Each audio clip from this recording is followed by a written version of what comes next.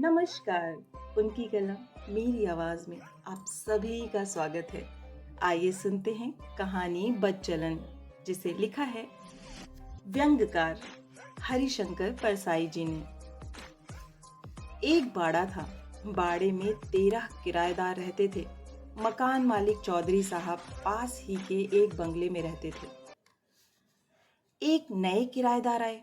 वे deputy collector थे। उनके आते ही उनका इतिहास भी मोहल्ले में आ गया था। वे इसके पहले ग्वालियर में थे। वहां दफ्तर की लेडी टाइपिस्ट को लेकर कुछ मामला हुआ था। वे साल भर सस्पेंड रहे थे। यह मामला अखबार में भी छपा था। मामला रफा दफा हो गया और उनका तबादला इस शहर में हो गया। डिप्टी साहब के इस मकान में आने के पहले ही उनके विभाग का एक आदमी मोहल्ले में आकर कह गया था कि यह बहुत बदचलन चरित्रहीन आदमी है। जहां रहा वहीं इसने बदमाशी की है। यह बात सारे 13 किराएदारों में फैल गई। किराएदार आपस में कहते, यह शरीफ आदमियों का मोहल्ला है, यहाँ ऐसा आदमी रहने आ रहा है। चौधरी साहब ने इस आदमी को मकान देकर अच्छा नहीं किया। कोई कहते, बहू बेटियां सबके घर में हैं, यहाँ ऐसा दुराचार आदमी रहने आ रहा है। भला शरीफ आदमी यहाँ कैसे रहेंगे। डिप्टी साहब को मालूम था कि मेरे बारे में खबर इधर पहुंच चुकी है। वे यह भी जानते थे कि यहाँ सब लोग मुझसे नफरत करते हैं, मुझे बदमाश मानते हैं। वे इस माहौल में अड़चन महसूस करते थे। वे हीनता की भावना से ग्रस्त थे। नीचा सिर किए आते जाते थे। किसी से उनकी दुआ सलाम नहीं होती थी। इधर मोहल्ले के लोग आपस में कहते थे, शरीफों के मोहल्ले में यह बदचलन आ बसा है। डिप्टी साहब का सिर्फ मुझसे बोलचाल का संबंध स्थापित हो गया था। मेरा परिवार नहीं था, मैं अकेला रहता था। डिप्टी साहब कभी कभी मेरे पास आकर बैठ जाते। वे अकेले रहते थे, परिवार नहीं लाए थे। एक दिन उन्होंने मुझसे कहा, ये जो मिस्टर दास हैं, ये रेलवे के दूसरे पुल के पास एक औरत के पास जाते हैं। बहुत बदचलन औरत है। दूसरे दिन मैंने देखा, उनकी गर्दन थोड़ी सी उठी है। मोहल्ले के लोग आपस में कहते थे, शरीफों के मोहल्ले में यह बदचलन आ गया।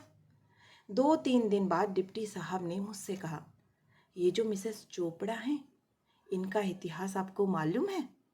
जानते हैं इनकी शादी कैसे हुई? 3 आदमी इनसे फंसे थे। इनका पेट फूल गया। बाकी 2 शादीशुदा थे। चोपड़ा को इनसे शादी करनी पड़ी। दूसरे दिन डिप्टी साहब का सिर थोड़ा और ऊंचा हो गया। मोहल्ले वाले अभी भी कह रहे थे, शरीफों के मोहल्ले में कैसा बदचलन आदमी आ बसा। 3-4 दिन बाद फिर डिप्टी साहब ने कहा, श्रीवास्तव साहब की लड़की बहुत बिगड़ गई है। ग्रीन होटल में पकड़ी गई थी एक आदमी के साथ।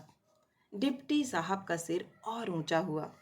मोहल्ले वाले अभी भी कह रहे थे, शरीफों के मोहल्ले में ये कहाँ से बदचलन आ गया। 3-4 दिन बाद डिप्टी साहब ने कहा, ये जो पांडे साहब हैं, अपने बड़े भाई की बीवी से फंसे हैं। सिविल लाइंस में रहता है इनका बड़ा भाई। डिप्टी साहब का सिर और ऊंचा हो गया। मोहल्ले के लोग अभी भी कहते थे, शरीफों के मोहल्ले में यह बदचलन कहाँ से आ गया। डिप्टी साहब ने मोहल्ले में लगभग हर एक के बारे में कुछ पता लगा लिया था। मैं नहीं कह सकता था कि यह सब सच था या उनका गढ़ा हुआ। आदमी वे उस्ताद थे, ऊंचे कलाकार। हर बार जब वे किसी की बदजलनी की खबर देते, उनका सिर और ऊंचा हो जाता। अब डिप्टी साहब का सिर पूरा तन गया था। चाल में अकड़ आ गई थी। लोगों से दुआ सलाम होने लगी थी। कुछ बात भी कर लेते थे। एक दिन मैंने कहा, बीवी बच्चों को ले आइए ना, अकेले तो तकलीफ होती होगी। डिप्टी साहब ने कहा, अरे साहब, शरीफों के मोहल्ले में मकान मिले तभी तो लाऊंगा बीवी बच्चों को। आशा है कि आपको यह व्यंग से भरी हुई कहानी बहुत ही पसंद आई होगी। अगर पसंद आई है तो एक लाइक कर दें, इससे मुझे प्रोत्साहन मिलता है। नीचे कमेंट बॉक्स में कमेंट करना ना भूलें। और अगर आप इस चैनल से जुड़ना चाहते हैं और इस पर नए हैं तो इसे सब्सक्राइब करना ना भूलें।